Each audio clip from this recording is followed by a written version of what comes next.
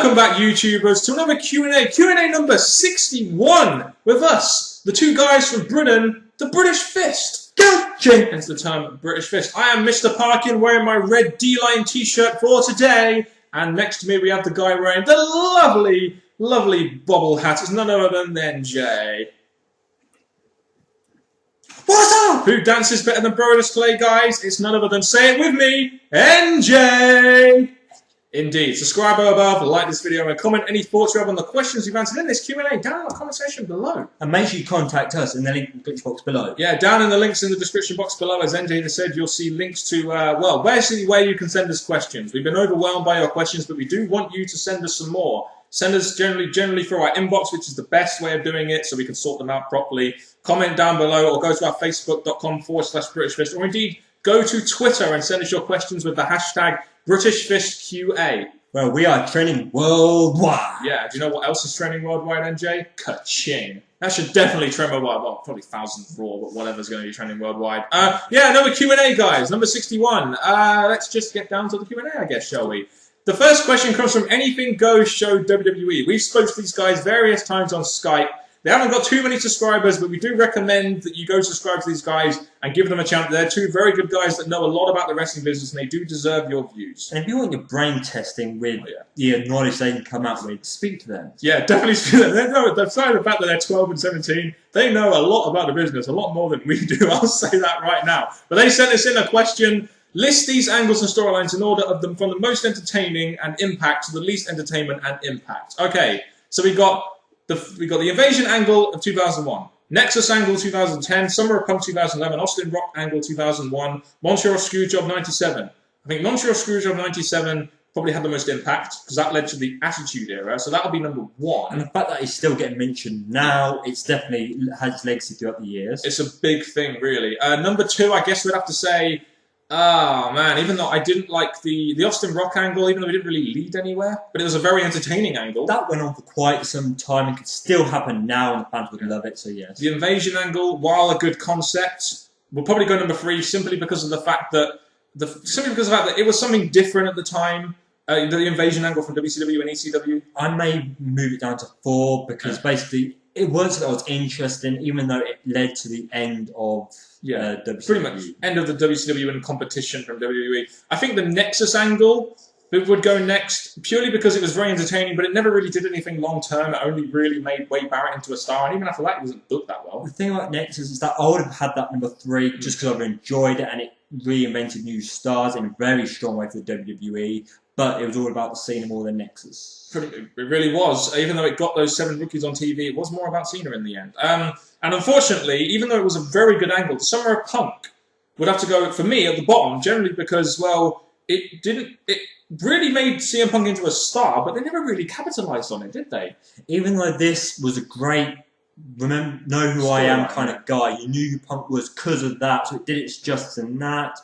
But the WWE, as the year went on, just made it less and less Punk's character. So we'll go Montreal Screwjob, Austin Rock, the Invasion angle, Nexus angle, and Summer of Punk. Round about there somewhere, I would say. Yes, that's great. The next question comes from Lee Blade 09.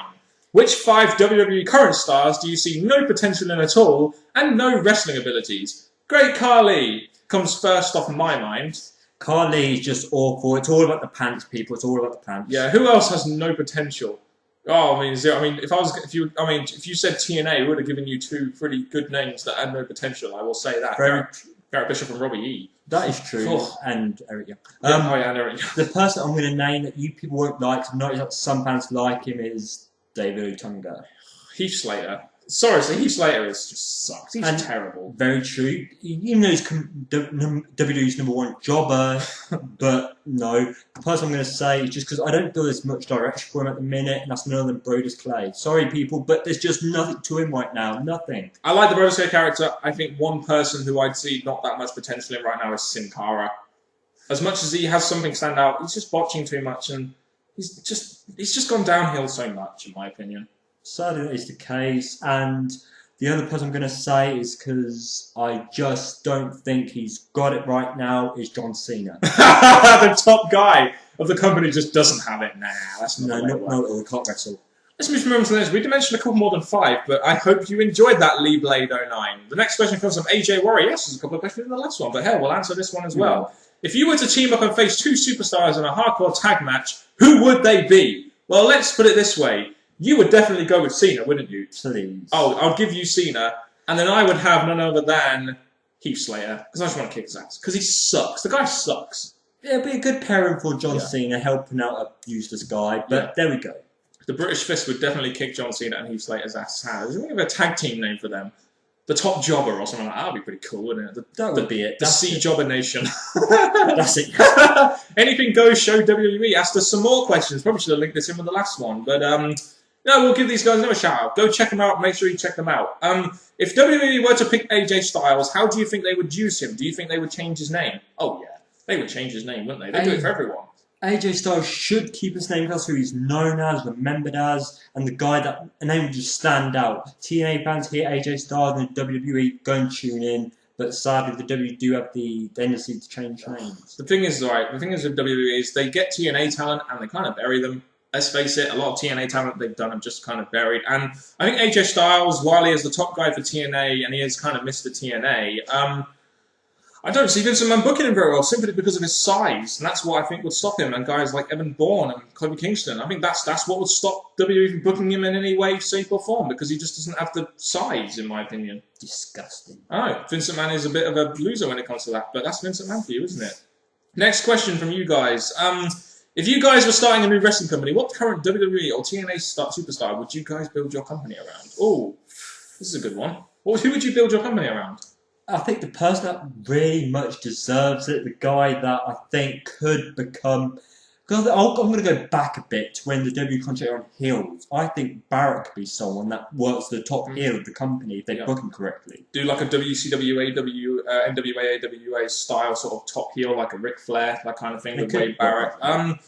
I must admit, I like James Storm. I've been a massive fan of James Storm. I think he'd be a good top babyface for a company that I would involve. So I'd like to have James Storm as my top face, personally. That's what I would do. I'd like to have a top face. So yeah, you have a top heel, I have a top face. Oh, we could be... Oh, imagine the competition. Your top heel against my top face, man. Imagine the backstage politics there. Nah, I ain't jumping for you, man. Nah, I ain't jumping for you. I ain't letting your guy jump for my guy, man. Unless you give me $100 million, man.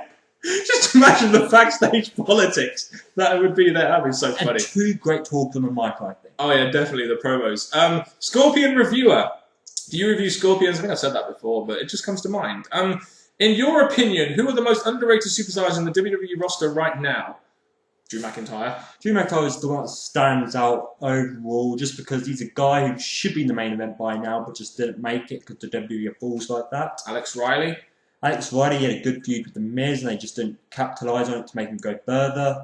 Yeah, I mean, other than that, I'm not really sure. Tyson Kidd is a guy that's a little bit underrated, in my opinion. Justin Gabriel. Oh, yeah. A great mid-carder there, they just didn't work on. The majority of the fans wrestlers we're naming are mid-carders who just didn't go to where they should be.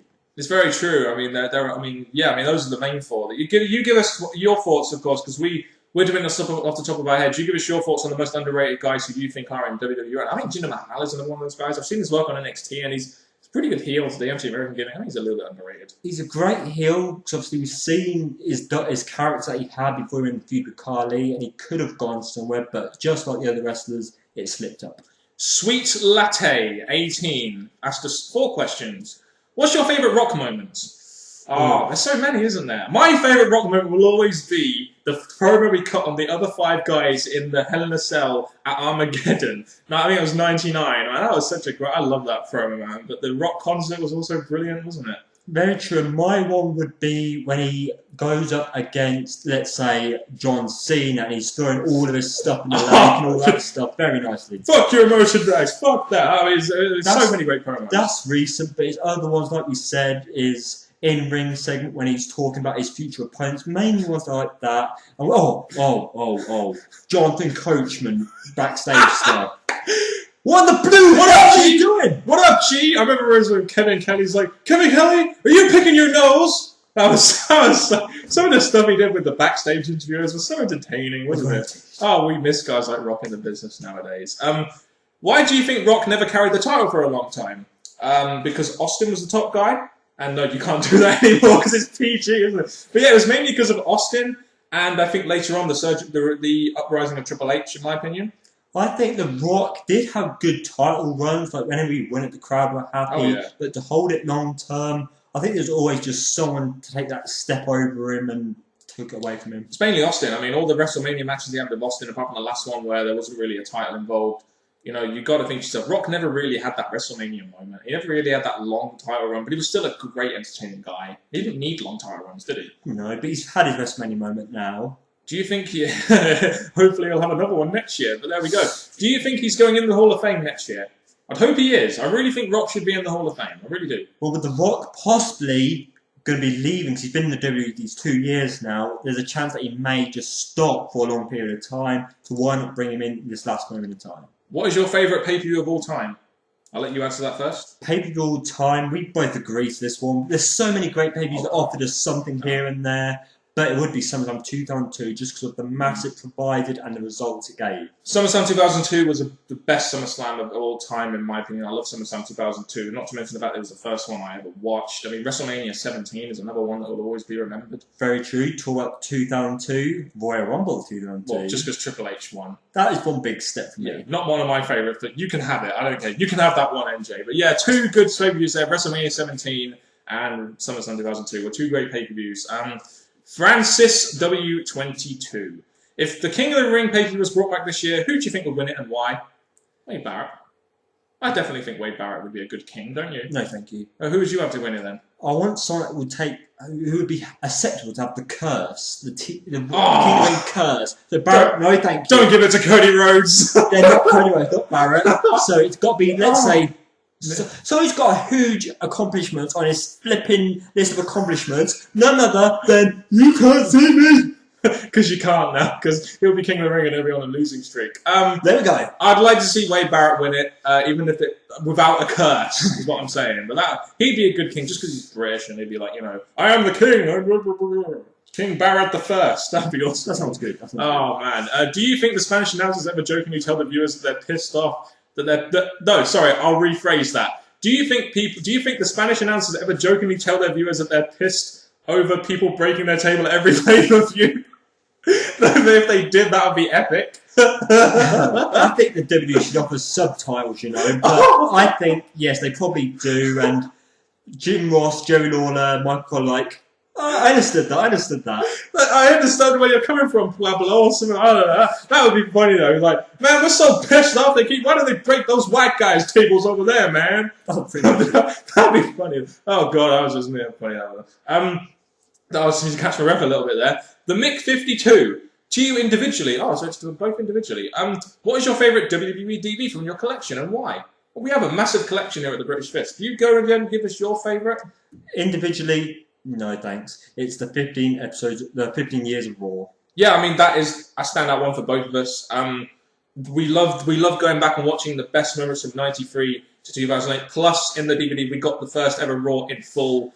That's got to be my favourite DVD that we've watched so far, because there's so many great moments in it. And that one definitely offers us when the era that the fans say is the best the WWE have provided, WWF. So it definitely shows all the great moments that we now miss. Yeah, so a personal favourite for both of us in our DVD collection on that one. Very, very glad to get that for such a cheap price off Amazon or eBay or Play or wherever we got it. If you could have a documentary of any superstar who's never had one before, who would it be? Personally, I would love to see a Kane documentary while I catch my breath after eating too much pasta earlier. Go on, who would you like to see have a documentary? Well, going with Kane, you could actually go through the fire, his films. You can go through the feud with his brother. Undertaker, so much there. So I agree that Kane would be a good one. Another one would be the documentary of the Cobra! Oh my god. Imagine that. The Cobra was invented in 1992 or something like that. But for me, I would love to, and I'm not just saying this because I'm a fan of his, I'd love to see a documentary of Cody Rhodes, purely because you could also go into his dad and how he was a big star and how he grew up and everything like that, and how he got into the business and how he became part of the WWE. And you know, I'd like to see that as a Cody Rhodes fan, and I think it would make a good documentary. I think with Cody Rhodes being the third generation stuff, you could actually go through that, speak about Team with Orton, and also say what he really felt about that dashing gimmick. I wonder if we like that one. Who really knows? Yeah, those dashing gimmick vignettes were just awful, weren't they? How gay did they make him look? And I think I'm a fan of his. Who, in your opinion, is the greatest babyface of all time? Go on, NJ. It's none other than the three initials I said last Q&A, HBK. There are many great babyfaces. One of the best will be Hulk Hogan, purely because of the amount of money he drew and how much reaction he got out of fans. He was a great dude. Ultimate Warrior could be considered a good babyface. Rock and Austin were two great babyfaces. Probably those four, in my opinion, with The Undertaker, who was also a great babyface. The greatest of all time, it's Hogan. I'm sorry, it has to be Hogan, in my opinion. The reason I was doing all that is because I was hoping we didn't have to hear that name again. But yes, it would be Hogan for what he's done. Yeah, or Austin. One of those two, really. They're the top two babyface, even though The Rock was the most entertaining. Ali Boy 65. What were your thoughts on Crash Holly as hardcore champion, defending the title in places like Fun Time USA, using the 24/7 rule? Yeah, I found that really funny, especially when they had, I think it was Gerald Briscoe or Pat Patterson pin him, and the referee going, 1, 2, 3. I love that 24/7 rule. That was funny. Crash Holly. Crash Holly winning the hardcore title. The only title he could have won. It could have been available because anyone could have won that belt. We even have Divas winning it, but Crash Holly doing this, it's something that obviously we don't want to remember, but it brought some entertainment. What Divas won? Who was it? Which diva won it and went through the backstage area and then got fucked over by Super Christian? Molly Holly! Oh, it was Super Molly, and then she got fucked over by Christian who pinned her. Oh, God. That's right. I'll say it was funny, and the whole 24/7 rule was very good as well, and it's very creative, that's all we'll say. God damn, I'm losing my voice again. RFV089 asks us a couple of questions. Who do you think the WWE is never going to induct into the Hall of Fame? Randy Savage? They're also probably never going to induct Owen Hart, probably because of the family reasons. Those two. They're the two that stand out, and any special guest Raw host. don't do that. Those are the main two. They're never going to induct. They're never going to induct Bruno Sammartino either, even though they've offered it to him, but he won't take it. So he's never going. Those are the three that are probably never going to be in the Hall of Fame when they probably deserve to be. Who do you think is the best moveset in the WWE as well as the best finisher? The best moveset would probably go to CM Punk or Daniel Bryan. The way that CM Punk performs, I really do think that when he goes into a ring, he can make someone look good and that. You're saying at the Finisher. I mean, I know you like the pedigree. We're still seeing that, but who do you think has the best finisher? I like the disaster kick. That's the finisher I like the most, even though it's not finisher. But the crossroads is good. I like that. From the top of my head, they're ones. Yeah. Wasteland is a good one, isn't it? I think it is, and also maybe you could say the Skull Crush finale. Finish. That is good. Definitely not the Cobra. That's the fucking worst, in my opinion. The last call super kick is good. I like that finisher, but we will move on from that question. If you were to create your own wrestling promotion, what would you call it? Who would be your commentators, main event talent, and general manager? What would we call it? The British Fist Federation or something? The World of British Fist Wrestlers. The World of British Fist Wrestlers. Who would be your commentators? JR and William Regal. JR and William Regal. Oh, definitely two great commentators there. Main event talent. Should we have all British people? Like Wade Barrett. We'll have Sheamus in there, even though he's not really British. Drew McIntyre. We'll have William Regal just as a manager or something, as well as a commentator. And then eventually we'll branch up and have an invasion angle where if we beat you, you're joining our team, and then branch out from British wrestlers. It'll be like a game of cards, people. That's what it'd be. And general manager. Who would you get as the general manager? Well, British general manager. Right, it's hard to say, but I would like it to be. Oh yeah, we would definitely be the general managers, man. So we can have our input. Oh yeah, no, yeah, I'd definitely have us as the general manager. Which I think we'll get on very well. Like have our same ideas and stuff. Oh yes, very much most of the time. Yes. The co-GM thing didn't work for Austin and Bischoff, but yeah. Nah, that's them. Yeah, that's them. Whatever. We'll answer one more question. Jackacree. I hope I pronounced that right. I'm terrible with names. 83. How would you book Cena in order to freshen up his character? Have him lose a load of matches, and then have to overcome something. I'd have him this. Before you get to that, actually accept being fired or suspended, go out for a while and come back, reinvented, all that like Dan's just said. Yeah. I would say lose a couple of matches, go like a bit insane or something, as in you sort of feel, he feels like he has to up his game or something to beat the top man, and then eventually you can make him go to the top again. I don't really know. I mean, how can you freshen that Cena character other than give him a complete overhaul? What a bastard! You can't even really change his character. I mean, I would love to change the Cena character. WWE won't do it, But if I was to do it, I would make him lose a little bit. And I would also, what I would do with John Cena, I'd make him into the guy that, yes, he's the top guy for the company, but he's the one that's going to try and set up the next generation in terms of putting them over and picking the right guys to put over. Instead of going for the belt, that would be a lot more better for your career, John Cena. Yeah, Mr. No Belt, we could call him. That would be it, yeah. Mr. No Belt. Hashtag. Mr. No Belt Next Generation or something. Hashtag, yeah, that would trend worldwide, wouldn't it? But yeah, that's been another Q&A from the British Fist, of course, with me, Mr. Parkin, and NJ, because I know you want to hear it one more time, people, because that gimmick is brilliant. What's up? What's up, indeed. And you can keep sending us questions in, of course, in the links in the description box below. Keep sending us your comments and stuff on what you think of the questions that we've answered. And even though there's been another 20-minute Q&A. Bloody hell, we've been going on for so damn long, but we love answering your questions. It is the most fun video we do, isn't it, really? And if we weren't so determined to keep it 20 minutes or less, we would do an hour Q&A for you people. Especially if you sent us in as many questions as you have done, which is very, I really thank you guys for the questions. But anyway, that has been it from us. I'm going to hand you over to NJ for another outro for another Q&A. Thank you very much, people. This has been a fun Q&A. That hat was getting a bit hot from my head. Oh, yeah. And this shirt, you should all make sure you check them out when they eventually go onto a wrestling show. Yes. But anyway, that has been it from us, the British Fist. Thank you very much, people. And goodbye.